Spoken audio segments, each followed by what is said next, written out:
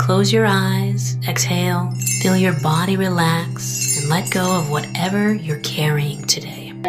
Well, I'm letting go of the worry that I wouldn't get my new contacts in time for this class. I got them delivered free from 1-800-CONTACTS. Oh my gosh, they're so fast. And breathe. Oh, sorry. I almost couldn't breathe when I saw the discount they gave me on my first order. Oh, sorry. Namaste. Visit 1-800-CONTACTS.com today to save on your first order. 1-800-CONTACTS. At Sierra, you'll always find apparel, footwear, and gear for 20 to 60% less than department and specialty store prices. But right now, it's clearance time, so you can save even more on everything you need to get active and outside. Visit your local Sierra store today.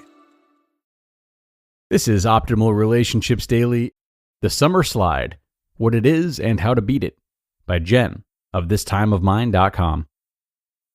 One summer, my daughter was writing a letter to a friend who lived far away. When she was done, she asked if she could read it to me, but then couldn't. She couldn't read her own handwriting anymore. That's when I realized that we'd fallen victim to the dreaded summer slide. We'd been so caught up in our summer fun that year, we hadn't kept up with reading, writing, or any learning at all.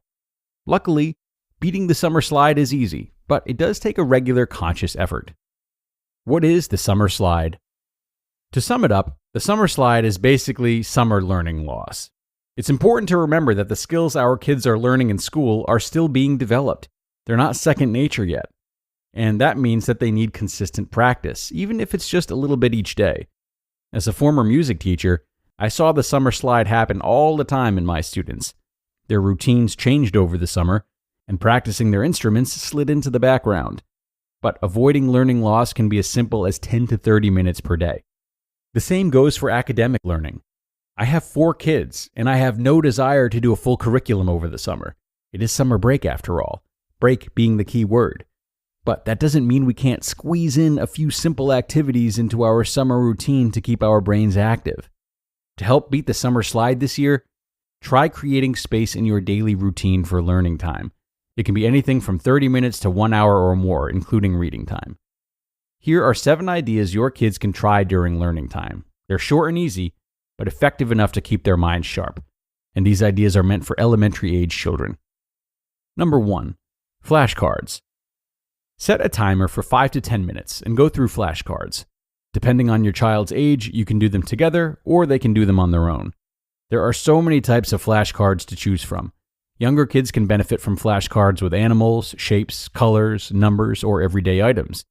Older kids can do addition, subtraction, division, multiplication, patterns, time, money, etc. Number 2, practice handwriting. Kids don't have too many chances to write over the summer, and their handwriting can get pretty sloppy without practice. So during learning time, have them fill up a piece of notebook paper with anything they can think of for the day. For my older kids, I have them fill up the front and the back.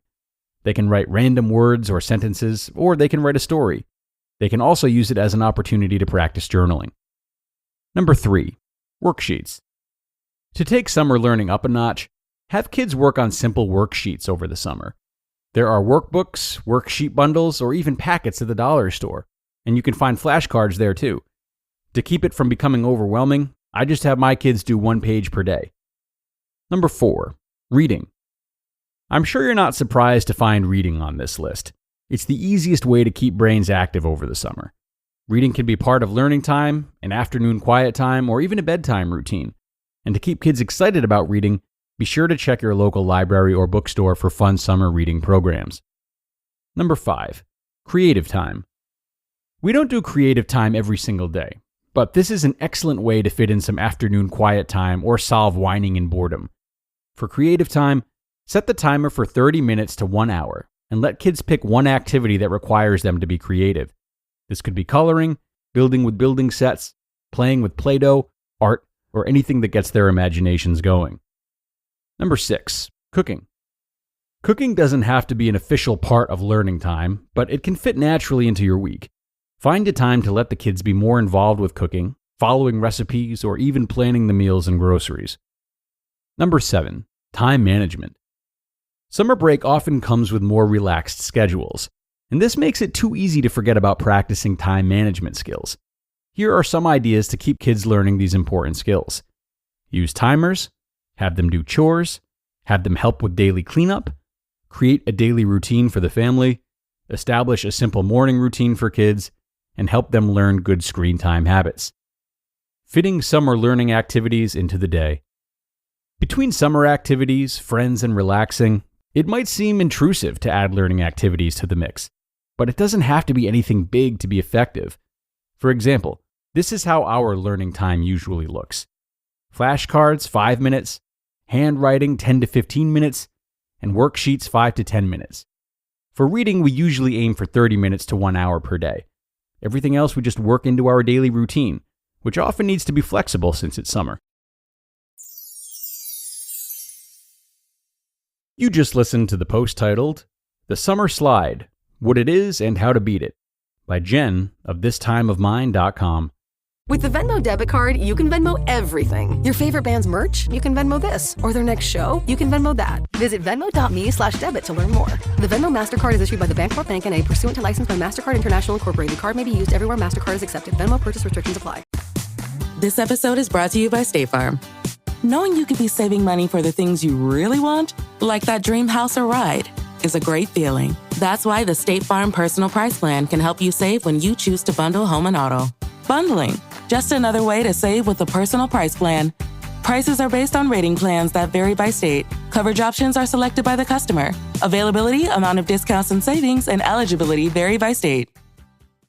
Okay, and Jen with some good tips today, still with plenty of time to sharpen the kiddos up before school starts again.